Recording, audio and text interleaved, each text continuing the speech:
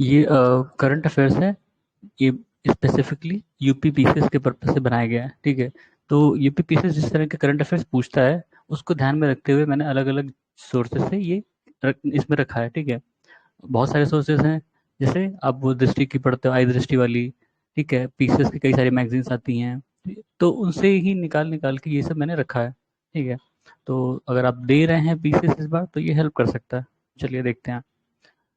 Abel prize जो है mathematics के लिए दिया जाता है, और इसको मैथमेटिक्स का नोबेल प्राइज कहते हैं एक तरह से, ठीक है। 2024 में दिया गया।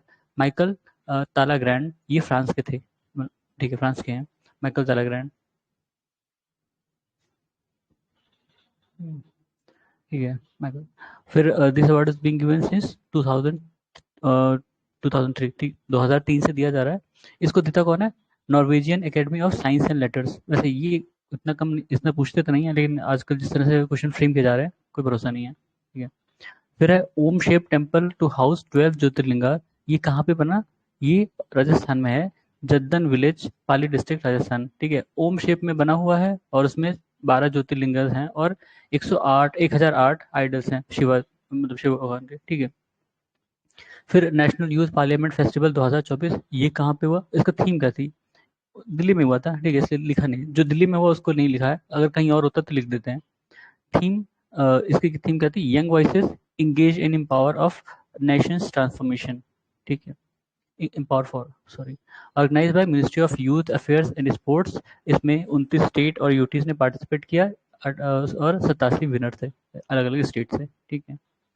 फिर क्या है?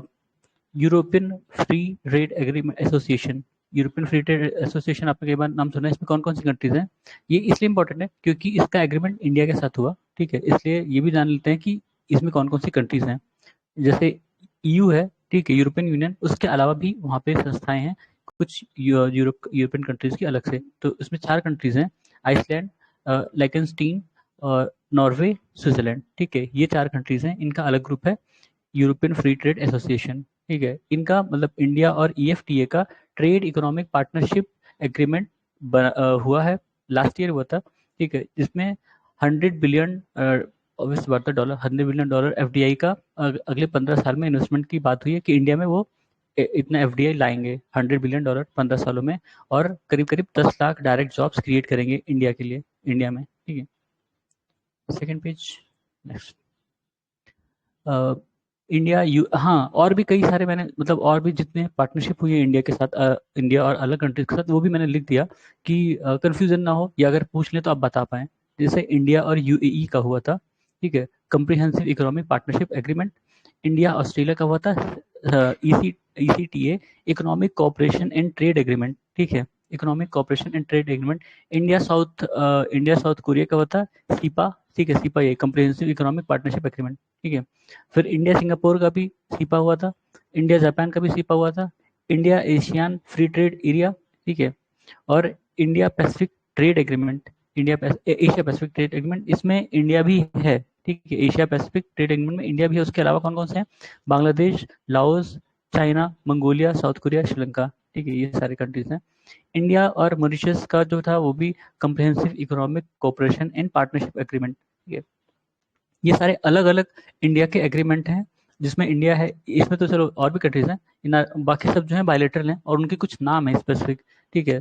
तो वो अगर मान लीजिए कि पूछ लिया कि इंडिया मॉरिशस का कौन सा एग्रीमेंट है, तो वो इसको भी लिख सकता है, comprehensive economic cooperation partnership agreement, और सिपा सिपा भी लिख देगा, ठीक है। तो अगर पता रहेगा तो आप सही कर लोगे, ठीक है। फिर Yes Bank has partnership with Indian Olympic Association to provide banking facilities to Indian Olympic. अच्छा, इंडियन ओलंपिक टीम जो गई थी फ्रांस में, वहां पे उन जो पार्टिसिपेंट थे उनको जो बैंकिंग सुविधा दी थी वो यस बैंक ने दी है, ठीक है। और हमने एक और चीज देखा था क्या, कि इंडिया ने फ्रांस में यूपीआई लॉन्च किया था इसी टाइम जब इंडिया पार्टिसिपेट करने गया था ना, यूपीआई लॉन्च हुआ था वहां पे। ठीक है। फिर हाँ, पेरिस ओलंपिक कई हिसाब से इम्पोर्टेंट था, तो देख लेते हैं। पेरिस ओलंपिक, ये 33rd ओलंपिक था, और पेरिस ने तीसरी बार शायद होस्ट किया था ना। इसके पहले 2 बार कब था? 1900 और 1924 में, और अब गया था इस साल 2024 में, ठीक है। तो कब से कब तक था? 26 जुलाई से 11 अगस्त, वैसे डेट इतनी इंपॉर्टेंट नहीं है, ठीक है। और इसकी जो ओपनिंग सेरेमनी थी सीन रिवर पे हुई थी, सीन रिवर। और इसमें पहली बार बोर्ड से परेड किया था एथलीट्स ने। मस्कट क्या है? फ्रीजियन कैप इनकी मस्कट थी। और इसमें 32 स्पोर्ट्स थे, इंक्लूडिंग 4 जो नए स्पोर्ट्स हुए थे, ठीक है। और 329 इवेंट्स। कितने एथलीट्स ने पार्टिसिपेट किया था? 10,500, ठीक है। जिसमें से इक्वल नंबर ऑफ मेन थे, इक्वल नंबर वुमेन थी। ये इंपॉर्टेंट था, पहली बार ऐसा हुआ था कि इसमें मतलब जितने भी मतलब सारे जो पार्टिसिपेंट थे उसमें इक्वल नंबर मेन और इक्वल नंबर वुमेन थी इस बार वाले में। अभी तक में पहली बार ऐसा हुआ था। तो देखो, 3 बार सिर्फ दो दो शहर ऐसे हैं जिसने 3 बार ओलंपिक ऑर्गेनाइज किया है। पेरिस ने किया था 1900 में, 1924 में, 2024 में। लंदन ने किया था 1908 में, 1948 में और 2012 में, ठीक है। अभी तक यही 2 ऐसे शहर हैं जिन्होंने 3 बार ओलंपिक जो है वो ऑर्गेनाइज किया है, ठीक है। मेडल टैली देख लें तो इसमें यूएस सबसे ज़्यादा, ऑब्वियस सी बात है। हाँ, 40 गोल्ड के साथ टोटल 126। चाइना सेकंड पे था, 91 टोटल मेडल है। 40 गोल्ड इसका भी था, लेकिन इसके सिल्वर कम है, ठीक है। जापान का 20 गोल्ड। इंडिया 71 नंबर पे था, 1 सिल्वर 5 ब्रॉन्ज, टोटल 6, ठीक है। फिर इंडिया की तरफ से क्या था, पार्टिसिपेशन कैसा था? इंडिया की तरफ से 117 प्लेयर गए थे, जिसमें से 70 पुरुष थे और 47 वुमेन थी, ठीक है। और टोटल 140 सपोर्ट स्टाफ था, ठीक है। फ्लैग बेरर कौन थे? ओपनिंग सेरेमनी में कौन था? पीवी सिंधु और शरद कमल, ठीक है। और क्लोजिंग सेरेमनी में कौन था? मनु भाकर और पीआर श्रीजेश। देखो, पीवी सिंधु को पता ही है, बैडमिंटन खेलती हैं। शरद कमल जो है वो टीटी प्लेयर हैं, ठीक है। मनु भाकर शूटर हैं, आपको पता है, 10 मीटर। और पीआर श्रीजेश हॉकी प्लेयर है, ठीक है। तो याद रखना, नाम से पूछ लेते हैं कि ये किस खेल से संबंधित है, उस हिसाब से याद रखना। तो टोटल अगर ओलंपिक की पूरी बात करें तो वहाँ पे कंट्रीज नहीं पार्टिसिपेट करती हैं, ठीक है। कई बार पूछा जाता है कि कितनी कंट्रीज ने पार्टिसिपेट किया, पर ओलंपिक के केस में ऐसा नहीं होता। हर कंट्री का अपना एक नेशनल कमेटी होती है, ओलंपिक कमेटी होती है। जैसे अपने यहाँ ना आईएसी करके है, IOC, Indian Olympic commission committee जो भी है, ठीक है। तो हर कंट्री का अपना एक ओलंपिक कमेटी होती है। और कोई और ऑर्गेनाइजेशन अगर बनाना चाहती है तो उसकी भी ओलंपिक कमेटी होती है। तो इस बार टोटल 206 नेशनल ओलंपिक कमिटीज ने और जो रिफ्यूजी ओलंपिक टीम्स होती हैं उन्होंने पार्टिसिपेट किया। मतलब टोटल 206 एंटिटीज थी, अलग अलग एंटिटीज, मतलब वो ऑर्गेनाइजेशन, ठीक है, ना कि प्लेयर्स। प्लेयर्स हमने देखा था 10,500 थे, जिसमें से मतलब आधे पुरुष थे, आधे महिलाएं थी, ठीक है। फिर सिल्वर किसको मिला था? अच्छा, इंडिया की मेडल टैली देख लें। सिल्वर नीरज चोपड़ा को, बाकी सारे लोग ब्रॉन्ज पाए हैं। मनु भाकर, सरबजोत को एक एक मिला था, ठीक है। मतलब ये टीम में भी मिला था और इनको, इन दोनों को टीम में मिला था, टीम और इंडिविजुअल, इसीलिए 6 हैं, ठीक है। इनको टीम में भी मिला था और इंडिविजुअल भी मिला है मनु भाकर को, ठीक है। स्वप्निल कुशाले शूटिंग में मिला था, इनको ब्रॉन्ज। मेन्स हॉकी को ब्रॉन्ज मिला। और अमन शेहरावत रेसलिंग में मिला, इनको ब्रॉन्ज मिला, ठीक है। फिर 17 पैरालंपिक, ये भी इंपॉर्टेंट था क्योंकि इस बार हमने बहुत अच्छे मतलब मेडल टैली में इम्प्रूव की है, ठीक है। तो इसमें ये 28 अगस्त से 8 सितंबर तक हुआ। ये भी वहीं पेरिस में हुआ, ठीक है। तो इसमें सबसे ज़्यादा चाइना ने पाया, 94 गोल्ड टोटल, 220 मेडल, ठीक है। इंडिया कितने पे था? 18वें पे था, 7 गोल्ड मिले हैं इसमें और टोटल 29 मेडल में है। अच्छी टैली थी, ठीक है। कहते हैं पहला पैरालंपिक कब हुआ था? 1960s में, जिसको कहा गया था स्टोक टू मैट गेम्स, ठीक है। तो इंपॉर्टेंट नहीं है, उसकी हिस्ट्री की मैंने लिख दी थी थोड़ी सी, समझने के लिए कि कहाँ से कब शुरू हुआ, या और क्या उनका सिंबल वगैरह है, ठीक है। ये भी फ्रांस में ही होता है। पहले ये अलग अलग होता था, बाद में इसको उसी के साथ मर्ज कर दिया गया कि जब समर ओलंपिक होता है उसी के बाद पैरालंपिक भी करा लेते हैं, ठीक है। 2024 में 22, इसमें पैरालंपिक में 22 स्पोर्ट्स थे और 549 मेडल इवेंट थे।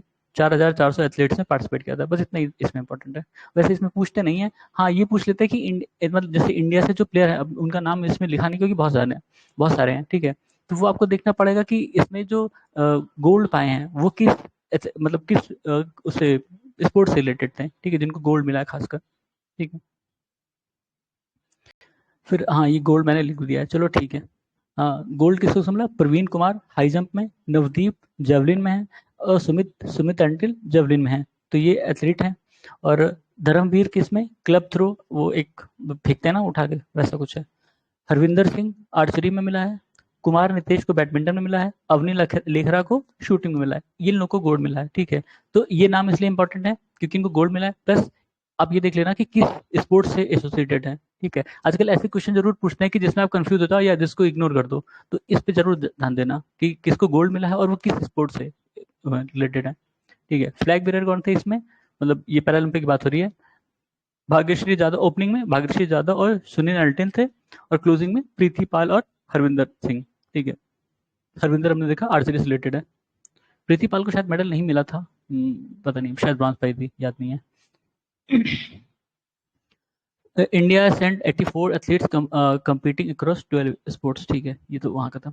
अब इसके बाद हम बाकी चीजें, 33rd सरस्वती सम्मान 2023, इसको कौन देता है, बिरला फाउंडेशन। किनको मिला था, प्रभा वर्मा, ये पुरुष है, नाम इनका प्रभा वर्मा है पर ये पुरुष है। फॉर रुद्र सात्विकम इनकी बुक है, उसके लिए इनको 33वां सरस्वती सम्मान दिया गया। किसके द्वारा, बिरला फाउंडेशन। इसमें क्या होता है कि 15 लाख रुपए देते हैं और सरस्वती माँ का स्टैचू देते हैं। ठीक है, और पहला वाला किसको मिला था, हरिवंश राय बच्चन को, जो पहला अवार्ड मिला था सरस्वती सम्मान, वो हरिवंश राय बच्चन को मिला था, अमिताभ बच्चन जी के पिताजी। ठीक है, फिर पब्लिक हेल्थ एकेडमिक रैंकिंग, इसमें क्या है, public health foundation of India, इसको सेकंड रैंक मिला है। ठीक है, ये पब्लिक हेल्थ एकेडमिक रैंकिंग अभी कौन देती है इससे मतलब नहीं था, सी लिखा था तो हमने देख लिया। ठीक है, फिर 10th लामित्य, लामित्य एक्सरसाइज जो थी इंडिया और सेशल्स के बीच में होती है, मिलिट्री एक्सरसाइज है। और second IMT trilateral exercise, IMT मतलब इंडिया मोजाम्बिक तंजानिया। ठीक है, इसमें इंडिया की तरफ से INS तीर और सुजाता ने पार्टिसिपेट किया, और ये वहीं पे हुआ था, मतलब सेशल्स और तंजानिया के बीच में हुआ था। ठीक है, फिर क्या है, शिवा एंड शक्ति, शिवा एंड शक्ति क्या है, गैलेक्सीज हैं जो मर्ज हो रही हैं। ठीक है, मतलब जो हमारी मिल्की वे है उससे मर्ज हो रही हैं, शिवा एंड शक्ति दो अलग अलग गैलेक्सीज हैं। ठीक है, फिर third summit for democracy conference 2024 held in Seoul south Korea, इसकी थीम क्या थी, democracy for the future generation, democracy for the future generation. देखो, डेमोक्रेसी की समिट है, डेमोक्रेसी समिट ऐसे पूछ लेता, डायरेक्ट पूछ सकता है कि डेमोक्रेसी की समिट कहाँ हुई, और इसकी थीम क्या थी, democracy for future generation. Seoul south Korea की राजधानी है। ठीक है, फ्रांसिस स्कॉट की ब्रिज, ये क्या है, bridge that collapsed in Baltimore. आपने सुना होगा ना, वो न्यूज में था कि यूएस में एक इंडिया का क्रू एक शिप लेके जा रहा था और उसने उससे ब्रिज से टकरा गया था वो। ठीक है, वो ब्रिज कोलैप्स हो गया था, फिर काफी हो हल्ला हुआ कि इंडियंस को चलाना नहीं आता, फलाना ढिकाना। ऑल्दो उसमें ज्यादातर क्रू मेंबर जो थे वो वहीं के थे, यूएस के थे। ठीक है, और इवन उसका कैप्टन भी शायद वहीं का था, लेकिन बदनाम कौन हुआ, इंडियन। तो उसका वही उसका नाम है, फ्रांसिस स्कॉट की ब्रिज नाम था उस ब्रिज का, जो ब्रिज कोलैप्स हुआ। From a car shed to a corner room and beyond, ये किसकी बुक है, एस रमन। ठीक है, एस रमन पता नहीं किस, गली क्रिकेट स्टोरी, ये आर अश्विन की बुक है। इंपॉर्टेंट इसलिए है क्योंकि आर अश्विन की बुक है। ठीक है, आई हैव द स्ट्रीट्स, ठीक है, ये उनकी बुक है, गली क्रिकेट के ऊपर थी। ठीक है, वर्ल्ड वाटर डे 22 मार्च को होता है, इसकी थीम क्या थी, water for prosperity in peace. 2024 संगीत कला निधि अवार्ड किसको दिया गया, TM कृष्णा, इसको मद्रास म्यूजिक एकेडमी देती है। ठीक है, संगीत कला निधि अवार्ड 2024 के लिए TM कृष्णा को दिया गया, ये कर्नाटिक म्यूजिशियन है, कर्नाटिक सिंगर है, और इनको ये अवार्ड मद्रास म्यूजिक एकेडमी ने दिया। उसके बाद Rajiv Kumar Bureau of Police Research Development के हेड हुए हैं। ठीक है, फिर क्या, सदानंद वसंत दाते, ये NIA के चीफ हैं, सदानंद वसंत दाते।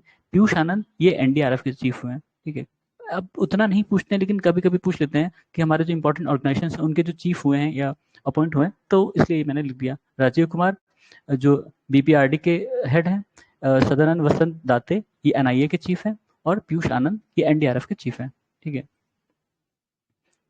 फिर third east north east games 2024 held in Nagaland. ठीक है, नागालैंड में हुआ। इंपॉर्टेंट इतना ही है क्योंकि नॉर्थ ईस्ट से जो भी जुड़ी न्यूज होती हैं बहुत ज्यादा नहीं, लेकिन थोड़ा बहुत पूछ लेते हैं, तो उस पर थोड़ा सा ध्यान दे देना, कहाँ पे हुआ, कौन सी चीज हुई, वो चीज इंपॉर्टेंट है।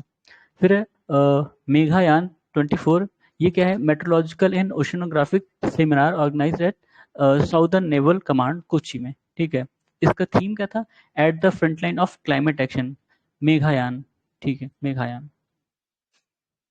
वर्ल्ड मेट्रोलॉजिकल डे 23 मार्च को होता है, और WMO कब बना था, 1950 में। ठीक है, School of naval oceanography and metrology, Indian naval Meteorological Centre, अच्छा ये वहीं पे हुआ था जहाँ पे ये स्कूल ऑफ नेवल, अच्छा इन दोनों ने मिलकर इसको ऑर्गेनाइज किया था, school of naval oceanography and metrology, Indian naval meteorological analysis centre, इन दोनों ने मिलकर उसको ऑर्गेनाइज किया था, ये मेघायान। फिर इंदिरा ऐप लॉन्च की थी, ये क्या है, Indian Naval Dynamic Resource for Weather Analysis, ठीक है। ये इस संस्था ने इंदिरा ऐप लॉन्च किया था। अरुणाचल प्रदेश में कितने 27 डिस्ट्रिक्ट हैं? अच्छा 27 डिस्ट्रिक्ट हैं। 27वां कौन सा बना है? ईस्ट कामेंग और वेस्ट कामेंग से कार्व आउट करके एक नया डिस्ट्रिक्ट बनाया गया है, बिचोम, ठीक है, बिचोम। फूल, फूल बहादुर नाम है, फूल बहादुर, वो हिंदी वाला फूल है, इंग्लिश वाला नहीं, इंग्लिश में लिखा है फूल। फूल बहादुर बुक है किसके द्वारा? अभय की, ठीक है, रिटेन इन मगही लैंग्वेज, ये मगही में लिखी गई बुक थी, जिसको अभय के ने लिखा है, फूल बहादुर, ठीक है। फिर है इरास्मस प्राइज। इरास्मस प्राइज क्या है? एक अमिताभ घोष को दिया गया। अमिताभ घोष का नाम आपने सुना होगा, इनको ज्ञानपीठ मिल चुका है 2018 में, ठीक है। इनको क्लाइमेट चेंज क्राइसिस पर लिखने के लिए ये इरास्मस प्राइज मिला है। मतलब इरास्मस प्राइज क्लाइमेट चेंज वालों मतलब उस पर जो लिखते हैं या कोई रिसर्च करते हैं उनको दिया जाता है, तो ये अमिताभ घोष को मिला है।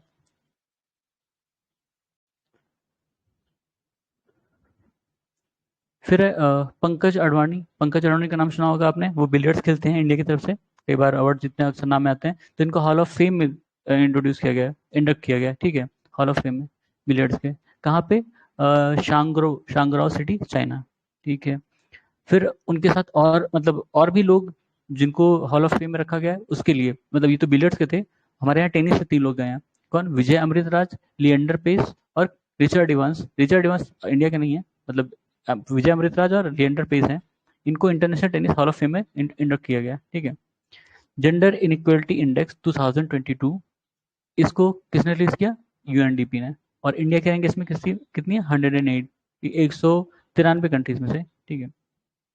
2021 में कितनी थी इंडिया की रैंक? 122, ठीक है, ये इंपॉर्टेंट है। मतलब अभी आपने देखा है कि कई बार क्या होता है कि यूपीपीसीएस में वो इस साल का नहीं, पिछले साल का या उसके पिछले साल का भी पूछ लेते हैं, तो दिक्कत है, ठीक है। इस साल का आप रट के गए हैं और वो पिछले साल का पूछ लिया या उसके पिछले का पूछ लिया, तो इसलिए वो पिछले अभी देख लेते हैं हम। जैसे 2021 में 122 रैंक थी और 2022 में 108 रैंक है, ठीक है। इस मतलब 2023 का अभी नहीं आया है, मेरे ख्याल से एक साल बाद रिलीज करते हैं, तो अभी 23 का नहीं आया था, आया होगा तो अपडेट हो जाएगा, ठीक है। साइक्लोन मेगन, ये ऑस्ट्रेलिया में आया था, साइक्लोन मेगन ऑस्ट्रेलिया में आया था।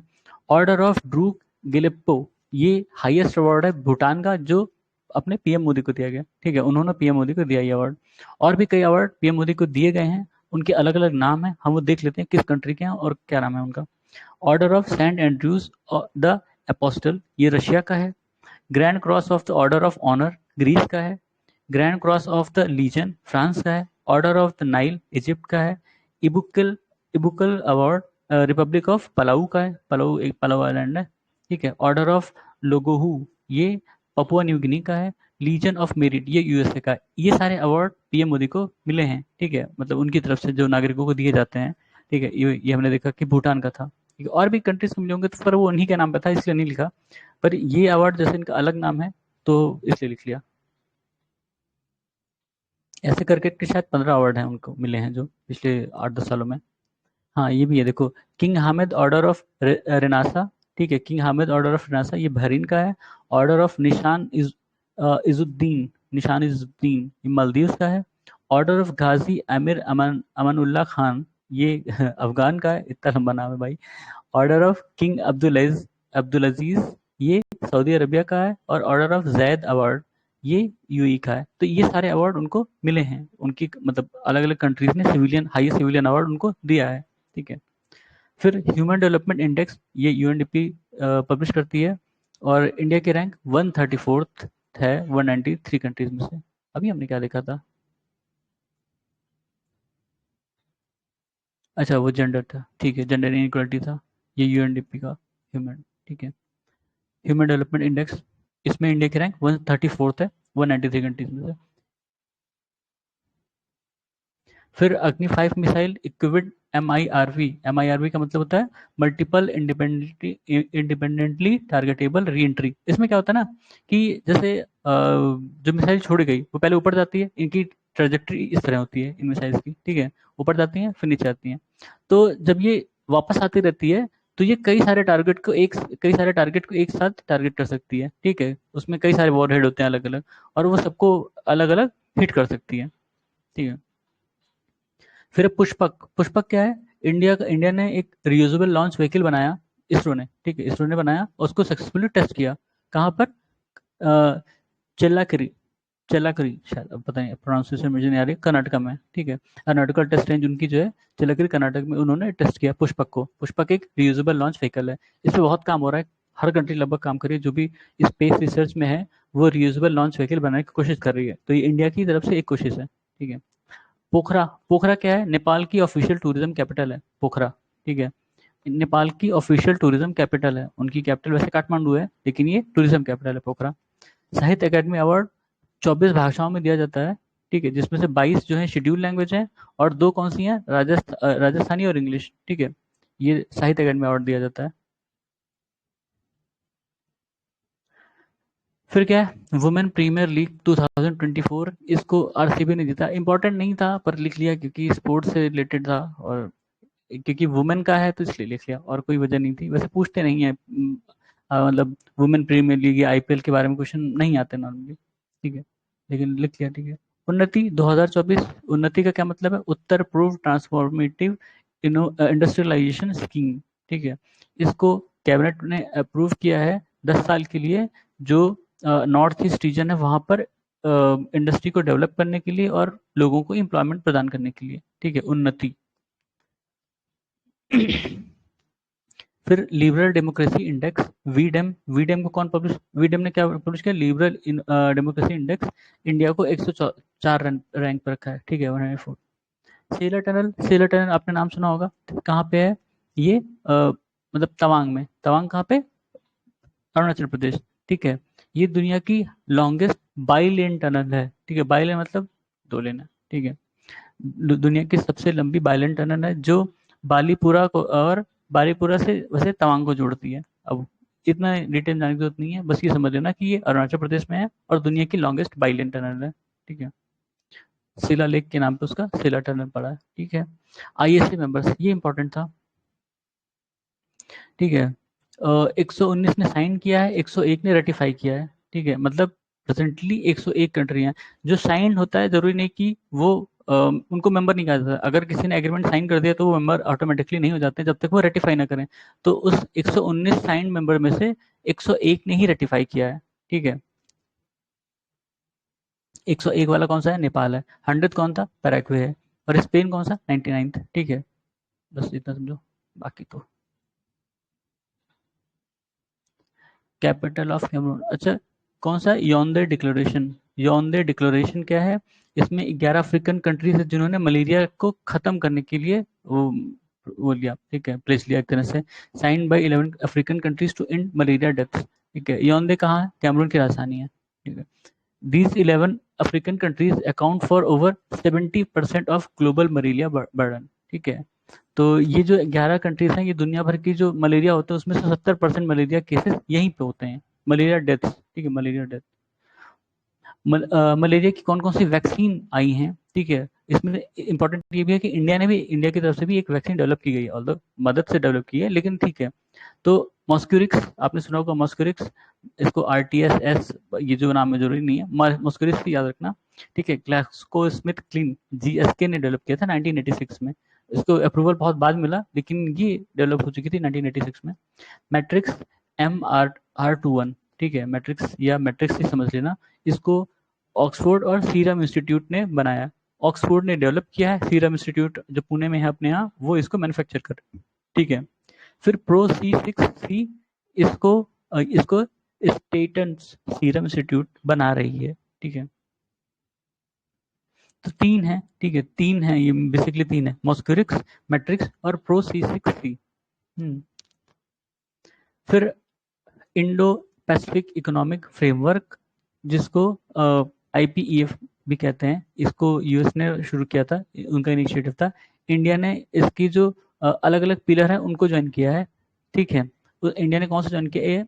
India decided to join facilitating and promoting carbon market activities under clean energy pillar, ठीक है, इसी को ज्वाइन किया। IPF में शायद 4 पिलर हैं, ठीक है, उसमें से एक पिलर के एक पार्ट को इंडिया ने ज्वाइन किया है, ठीक है। माई मिनिस्ट्री ऑफ कोल, पहला underground coal gasification pilot project launch किया है, कहाँ पे? कास्ता, कास्ता कोल ब्लॉक झारखंड, ठीक है। अंडरग्राउंड कोल गैसिफिकेशन, इतना याद रखना, अंडरग्राउंड कोल गैसिफिकेशन इंडिया का पहला underground coal gasification project launch किया है मिनिस्ट्री ऑफ कोल ने, कास्ता कोल ब्लॉक झारखंड में, ठीक है। फिर फुली फंक्शनली लिटरेचर, हाँ ये इम्पोर्टेंट था। पहला लिटरेट यूनियन टेरिटरी, मतलब fully functionally literate union territory, मतलब जहाँ पे 97% लोग लिटरेट है कह सकते हो, वो लद्दाख है, लद्दाख। एक आपने शहर के बारे में पढ़ा था शायद, कोची था, अभी देख लेंगे वो भी था। फिर उल्लास, उल्लास का क्या मतलब है? Understanding of lifelong learning for all in society, Ullas का फुल फॉर्म है ये, ठीक है। मिनिस्ट्री ऑफ एजुकेशन की इनिशिएटिव है। फिर क्या है? India is second highest emitter of N2O, ठीक है, ये रिपोर्ट थी। पहली कौन है? चाइना। दुनिया में इंडिया जो है दूसरा हाईएस्ट इमिटर है N2O का, ठीक है। भीष्म का क्या मतलब है? भारत हेल्थ इनिशिएटिव फॉर सहयोग हित एंड मैत्री, सहयोग हित एंड मैत्री। इसका एक और फुल फॉर्म है, अभी देखना, इसी में है शायद, मैंने लिखा है। इंडिया ने भीष्म जो है वो यूक्रेन को गिफ्ट किया है, ठीक है। भीष्म का ये देखो, battle field health information system for medical services, Bhishma, ठीक है। इसके दो फुल फॉर्म है और दोनों एक ही चीज है। ये एयरलिफ्ट हॉस्पिटल है, ठीक है, टेम्परेरी हॉस्पिटल, पोर्टेबल हॉस्पिटल है, जिसको एयरफोर्स ने डेवलप किया है। UNESCO, UNESCO's memory of the world literature, नहीं list, UNESCO's memory of the world list, इसमें किसको किसको मतलब इंडक्ट किया गया, मतलब एक रामायण जो मतलब रामचरितमानस को, ठीक है, रामचरितमानस की जो मैन्युस्क्रिप्ट है उसको, और पंचतंत्र, उसके अलावा सुहृदय लोक लोचन, ये तीन चीजों को इंक्लूड किया गया इस लिस्ट में। रामायण की कौन सा? रामचरितमानस वाला पार्ट, रामचरितमानस की मैन्युस्क्रिप्ट जो है वो, और पंचतंत्र जो है वो, और सुहृदय लोक लोचन, इन तीन चीजों को इंक्लूड किया गया। फिर है नीतीश, नीतीश क्या है? नाम से पता चला है बिहार से रिलेटेड होगा ना, नीतीश।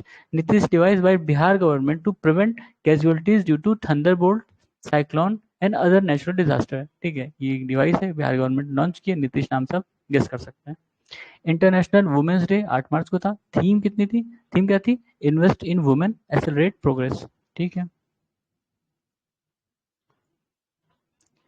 फिर क्या है? ऑस्कर अवार्ड इंपॉर्टेंट था, लिख लिया, ठीक है। ऑस्कर अवार्ड में बेस्ट पिक्चर ओपेनहाइमर, ठीक है, बढ़िया मूवी, अच्छी थी, हमने देखी नहीं खैर आज तक। बेस्ट डायरेक्टर क्रिस्टोफर नोलान, जिन्होंने ये मूवी को डायरेक्ट किया था, ठीक है।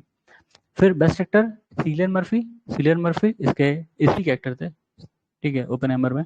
Best supporting actor Robert Downey Junior, ये भी ओपेनहाइमर से रिलेटेड है, तो ये चारों चीजें ओपेनहाइमर से रिलेटेड है, ठीक है। फिर बेस्ट एक्ट्रेस इमा स्टोन, इनको पुअर थिंग्स के लिए मिला। और बेस्ट सपोर्टिंग एक्ट्रेस दा वाइन जॉय रेडोल्फ, इनको द होल्डोवर्स के लिए मिला, ठीक है, ठीक है।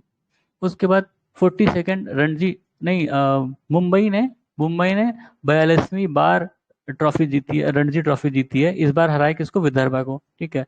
मुंबई ने 42वीं बार जीता है, ठीक है, 42nd टाइम, इंपॉर्टेंट है भाई, ठीक है। महतारी वंदना योजना छत्तीसगढ़ की स्कीम है। इसमें क्या करेंगे? वो जो मैरिड वुमेन है उनको 1,000 रुपये पर मंथ देंगे, ठीक है, फाइनेंशियल असिस्टेंस। फिर ऐसे ही योजनाएं अलग अलग गवर्नमेंट की हैं, अलग अलग स्टेट की हैं, मतलब जैसे लाडली बहना योजना आपने सुना होगा, ये एमपी की है। यूपी में कौन सा? सुमंगला योजना, जिसमें 25,000 दिया जाता है, ठीक है, यूपी की है। फिर लेक लड़की योजना, ये महाराष्ट्र की है। इनके शायद लेकिन और भी एक लड़कों के लिए भी शायद शुरू हुआ था, याद नहीं है, ठीक है। इंदिरा गांधी महिला उत्थान योजना, ये हिमाचल प्रदेश की है, ठीक है। ऐसे ही गृह लक्ष्मी योजना कर्नाटका की है। तो ये अलग अलग स्टेट्स ने वुमेन के लिए अलग अलग इंडिविजुअल फाइनेंशियल असिस्टेंस के प्रोग्राम लॉन्च किए हैं, तो वो मैंने एक जगह लिख लिया, ठीक है, सही है। फिर एक्सरसाइज सी डिफेंडर्स 2024, ये जॉइंट मैरीटाइम सिक्योरिटी एक्सरसाइज थी, किसके बीच में? इंडियन कोस्ट गार्ड और यूएस कोस्ट गार्ड के बीच में, पोर्ट ब्लेयर में, पोर्ट ब्लेयर अंडमान निकोबार, ठीक है। सी डिफेंडर्स 2024। फिर सखी ऐप, जिसको विक्रम साराभाई स्पेस सेंटर ने लॉन्च किया है गगनयान स्पेस फ्लाइट मिशन के लिए, ठीक है। इसका क्या काम पर्पस है? जो एस्ट्रोनॉट्स हैं उनको अलग अलग जैसे उनके अलग अलग टास्क होते हैं, हेल्थ मॉनिटरिंग वगैरह से रिलेटेड, कम्युनिकेशन से रिलेटेड, उसको परफॉर्म करने के लिए इसको लॉन्च किया गया। फिर क्या? रामगढ़ क्रेटर और पांडव लेनु गट्टा, ये आपने न्यूज़ में अक्सर सुना होगा, ठीक है। इसका इंपॉर्टेंस क्या है? ये जियो हेरिटेज साइट है। रामगढ़ क्रेटर कहाँ है? राजस्थान में। पांडव ले क्या है? पांडवलु गट्टा, ये तेलंगाना में जियो हेरिटेज साइट है, रिसेंटली असाइन किए गए। फिर ऑपरेशंस टू इवैक्यूएट इंडियंस, हमने देखा था कि जब भी कुछ हुआ और इंडियंस कहीं खतरे में थे या कुछ जहाँ फंस गए हैं किसी कॉन्फ्लिक्ट में, तो इंडियन गवर्नमेंट ने अलग अलग ऑपरेशंस करके उनको वापस लाया। तो उसके अलग अलग नाम दिए गए थे, वो नाम क्या थे वो इम्पोर्टेंट है। तो जैसे इंद्रावती, इंद्रावती किसके लिए था? जो इंडियंस को हैती से निकाला गया था ना, हैती में वॉयलेंस फैला गया था, वहाँ पे जो लोकल मतलब वो क्रिमिनल्स हैं उनमें आपस में गैंग्स हैं उनमें फाइट चल रही थी, तो इंडियंस को खतरा हुआ तो इंडियंस को वहाँ से निकाला गया था। फिर ऑपरेशन अजय, ये इसराइल में जो फंसे लोग थे उनको निकालने के लिए। ऑपरेशन कावेरी, जो सूडान में फंसे लोग थे उनको निकालने के लिए, इंडियंस की, ठीक है, इंडियंस को निकालने के लिए। ऑपरेशन गंगा आपने सुना था, जब यूक्रेन और रशिया का वॉर शुरू हुआ था, तो वहाँ पे जो इंडियंस फंसे थे उनको निकालने के लिए था ऑपरेशन गंगा। फिर देव शक्ति, देव शक्ति जब अफगानिस्तान में क्राइसिस आई थी, तो वहाँ से इंडियंस को निकालने के लिए। वंदे भारत कोविड के टाइम में जो इंडियंस अलग अलग देशों में फंसे थे उनको लाने के लिए। फिर ये अलग ऑपरेशन है, उससे रिलेटेड नहीं है। सद्भावना लद्दाख में शुरू हुआ था, ठीक है। मेघदूत ये सियाचिन का है, वो 1984 शायद 84 वाला ही है मेघदूत। और राहत यमन में जो लोग फंसे थे उनको निकालने के लिए था। कैक्टस मालदीव्स को हेल्प हेल्प पहुंचाने के लिए था, ठीक है, कैक्टस, ऑपरेशन कैक्टस। वहां पर कूप हुआ था, तो इस शायद उसी को रोकने के लिए, बचाने के लिए। फिर राजस्थान पहला ऐसा स्टेट बना है जिसने क्या कहते हैं, अ, पानी के लिए, ठीक है, जो डैम में पानी है या कैनाल्स में पानी है उन कितना पानी है उसको पता करने के लिए, रियल टाइम इंफॉर्मेशन देने के लिए राजस्थान ने ये एक मतलब इनिशिएटिव लिया, ठीक है। राजस्थान ने दो और काम किया है। पहला, राइट टू हेल्थ एक्ट और गिग वर्कर्स एक्ट, ठीक है, ये दोनों भी राजस्थान सरकार ने लॉन्च किया था, मतलब अप्लाई इम्प्लीमेंट किया है। राइट टू हेल्थ और गिग वर्कर्स के लिए एक कानून लाया है। फिर मिस वर्ल्ड 2024, ये कौन है? क्रिस्टीना पोस्कोवा, ठीक है, क्रिस्टीना पेस्कोवा, ये चेक रिपब्लिक की है। और ये जो कंपटीशन था मिस वर्ल्ड वाला वो मुंबई में हुआ था इस बार, ठीक है। मिस यूनिवर्स 2023-24 की तो नहीं हुई, 23 की कौन थी? शेनिस पेरोसियस, ये निकारागुआ की हैं, ठीक है। सीबीएसई के चेयरपर्सन कौन है? राहुल सिंह, ठीक है। नील नीनगल नीनगल नालामा, ये स्कीम तमिलनाडु की है, ठीक है। जो फैमिलीज हैं मतलब जो गरीब परिवार है उनको अपलिफ्ट करने के लिए ये नीनगल नालामा एक स्कीम लॉन्च की है तमिलनाडु ने, ठीक है। India 5th generation fighter jet, जिसका नाम है एडवांस मीडियम कॉम्बैट एयरक्राफ्ट, ठीक है। इससे रिलेटेड फैक्ट यहाँ नहीं लिखे हैं लेकिन लिख देंगे कहीं ना कहीं। कई सारे जो कंट्रीज हैं उन्होंने 5th जनरेशन एयरक्राफ्ट बना रखा है। इंडिया अभी इस पे रिसर्च ही कर रही है, एक तरह से हमारे पास प्रोटोटाइप है, पूरा मॉडल नहीं है, ठीक है। हमने प्रोटोटाइप शायद बनाया है या अभी वो अंडर डेवलप, ठीक है। फिर अग्निकुल कॉस्मोस ने पहला 3D प्रिंटेड रॉकेट लॉन्च किया था, ठीक है, उसका नाम था अग्निबाण, ठीक है, अग्निबाण। 3D प्रिंटेड रॉकेट है इंजन के साथ, ठीक है। आई एम मरा आई आई एम मरामिता, ये कहाँ पे? कामरूप, असम में खुलेगा या खुल रहा है, ठीक है। ISRO MOU with Wipro for 3D printed rocket engine. ISRO ने, जैसे ये हमने देखा अग्निकुल, ये एक प्राइवेट संस्था है, इसने अपना बनाया, तो इसरो ने भी सोचा कि हम ही बनाते हैं, और उन्होंने पार्टिसिपेशन, उन्होंने किसके साथ कोलैबोरेट किया? विप्रो के साथ, 3D प्रिंटेड रॉकेट इंजन बनाने के लिए, ठीक है। Indigenous CAR T cell therapy for cancer treatment, ये आईआईटी बॉम्बे में लॉन्च हुआ था, ठीक है। Indigenous CAR T cell therapy for cancer treatment.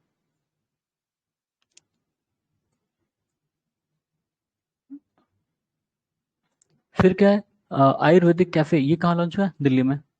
First green hydrogen plant inaugurated at Jindal Stainless Limited, Hisar. पहला ग्रीन हाइड्रोजन प्लांट, पहला ग्रीन हाइड्रोजन प्लांट, ये Jindal Stainless Limited, Hisar में, ठीक है। फिर सितार और तानपुरा को जीआई टैग मिला है। पहला सेमीकंडक्टर फैब्रिकेशन प्लांट, ये कहाँ पर है? धोलेरा, गुजरात, ठीक है।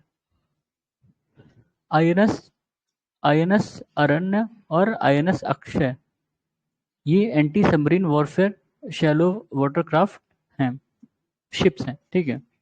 आईएनएस अरण्य और आईएनएस अक्षय। यार क्या लिखा है? अरण्य है? देखना पड़ेगा।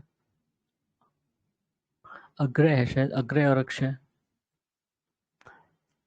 India's first under water metro tunnel, ये कहाँ पे? कोलकाता में। आपने सुना होगा ना, वो हुगली नदी के नीचे से वो टनल गया है, मेट्रो वाटर टनल। ठीक है। फिर न्यू लोकपाल कौन है? एम खानविलकर। ठीक है। लेपर्ड इन इंडिया कितने हैं? 13,874। ये अभी सेंसस हुआ था लेपर्ड का, मतलब सर्वे एक तरह से। तो उसमें पता चला कि इतने लेपर्ड हैं। फर्स्ट हाइड्रोजन ड्रिवन फेरी, ये कहाँ पे? तुतुकोंडी, तमिलनाडु। तुतुकोंडी में शुरू हुआ था, तमिलनाडु, हाइड्रोजन ड्रिवन फेरी। ठीक है। फिर नाइन्थ राइसीना डायलॉग 2024 कहाँ पे होता है? दिल्ली में होता है। ठीक है। इसकी थीम क्या थी? थीम थी चतुरंग। चतुरंगा में क्या था? Conflict, contest, cooperate, create. ठीक है। Chaturanga, conflict, contest, create, cooperate और क्रिएट क्रिएट। ठीक है। राइसीना डायलॉग फेमस है। कौन कराता है? ओआरएफ वाले कराते हैं ना शायद। ओआरएफ कराती है शायद, देख लेना। ओआरएफ और मिनिस्ट्री ऑफ, मतलब हमारी जो एमईए है, ठीक है, वही दोनों दोनों मिलकर कराते हैं मेरे ख्याल से। फिर digital India future skill summit, ये कहाँ हुआ? गुवाहाटी, गुवाहाटी असम में। ठीक है। Digital India future summit. फिर उत्तराखंड, उत्तराखंड में दो तीन चीजें नई हुई हैं, जैसे उनकी पहली महिला चीफ सेक्रेटरी राधा, राधा रतौरी। ठीक है। राधा रतौरी, उनकी पहली महिला चीफ सेक्रेटरी अपॉइंट हुई हैं। और वहाँ की पहली महिला चीफ जस्टिस, मतलब जो उत्तराखंड हाई कोर्ट है, उनका नाम है ऋतु भंडारी। नहीं, ऋतु बाहरी। ठीक है, ऋतु बाहरी। और ये राधा रतौरी, दो है। नाम देखना पड़ेगा। ठीक है। फिर ये क्या क्या है? नमो भारत, अमृत भारत, वंदे भारत, ये क्या है? सुपर फास्ट ट्रेन हैं, जो ये तीनों ही यूपी के लिए हैं, यूपी में चली हैं। अलग अलग जगह चलती है, पर ये तीनों यूपी में चली हैं एक साथ। नमो भारत, अमृत भारत, वंदे भारत। वंदे भारत तो कई जगह चल रही है, पर अमृत भारत और नमो भारत ये यूपी के लिए है। मतलब तीनों ही यूपी के लिए चल रही हैं अभी, यूपी में चल रही हैं, कह सकते हो। Seven session of Codex committee on spices and culinary herbs held in Kochi. ठीक है, केरला। ये सातवां सेशन था, जो कोडेक्स कमेटी है स्पाइसेस और culinary हर्ब्स की, वो कोची में हुआ। ठीक है। फिर असम का स्टेट फ्रूट कौन सा है? काजी नींबू। काजी नींबू, ये खट्टा नींबू होता है एक तरह सा, असम का स्टेट फ्रूट है। ऑब्वियस सी बात है, इसी इसी साल इन लोगों ने इसको डिसाइड किया होगा, तो ये न्यूज़ में था, इसलिए इंपॉर्टेंट है। इंडिजिनस जनरेशन एआई एलएलएम, इसका क्या नाम है? भारत जीपीटी, जिसको लॉन्च किया है कोरोवर एआई। ठीक है। ये इंडिया का इंडिजिनस जनरेटिव एआई है, एआई एलएलएम मतलब लार्ज लैंग्वेज मॉडल। इसका नाम है भारत जीपीआई, भारत जीपीआई। ठीक है, भारत जीपीआई। इसको कोरोवर डॉट एआई ने लॉन्च किया है। फिर Gupteshwar forest range biodiversity heritage है असम में, चौथा, असम का चौथा है। ठीक है, Gupteshwar forest range, biodiversity heritage site. अभी हमने ऊपर क्या देखा था? जियो हेरिटेज साइट था ना वो दोनों, और ये बायोडायवर्सिटी हेरिटेज साइट है। ठीक है। इस चौथी का पता नहीं कुछ फुल फॉर्म रहा होगा, इसको नहीं लिखा, देख लेंगे बाद में। फिर hog deer sighted in Rajaji tiger reserve, Rajaji tiger reserve Uttarakhand में, हॉक डियर। फिर seventh India international Ramayan Mela, इसका थीम क्या था? Connecting the world through Ramayan. ये शायद दिल्ली में ही हेल्ड हुआ होगा। ठीक है, इससे जहाँ जो दिल्ली में हेल्ड हुआ उसको मैंने लिखा नहीं है, ऑब्वियस हो जाता है कि वो दिल्ली में ही हुआ है। और अबू धाबी में पहला हिंदू टेम्पल बना, जिसको बैप्स ने बनाया है, एक संस्था है। ठीक है।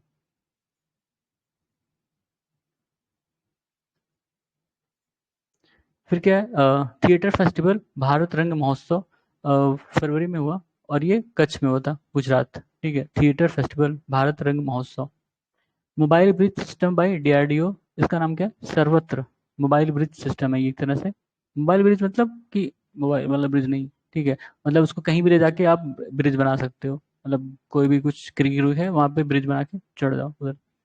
अजंता एलोरा इंटरनेशनल फेस्टिवल 2024 कहाँ पे हुआ? छत्रपति संभाजी नगर, महाराष्ट्र में।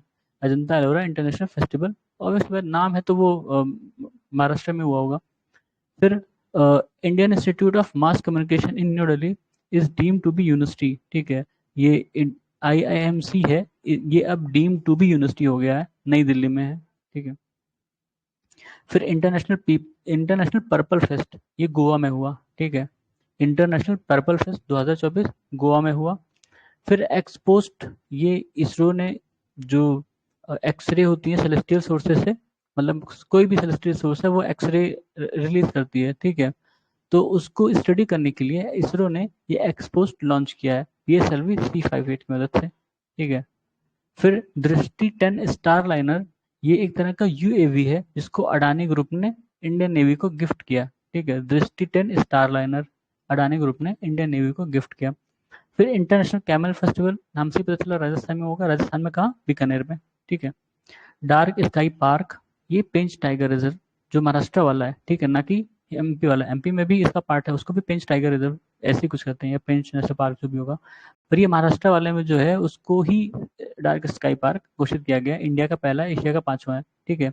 इंडिया का पहला, एशिया का पांचवा डार्क स्काई पार्क पेंच टाइगर रिजर्व, ठीक है। विंग्स इंडिया 2024, ये बेंगम बेंगमपेट एयरपोर्ट हैदराबाद में हुआ, ठीक है। विंग्स इंडिया 2024, ठीक है। फिर उसके बाद है काला घोड़ा महोत्सव, 24वां काला घोड़ा महोत्सव मुंबई में होता है, फेमस है बहुत काला घोड़ा महोत्सव मुंबई में, ये 24वां था।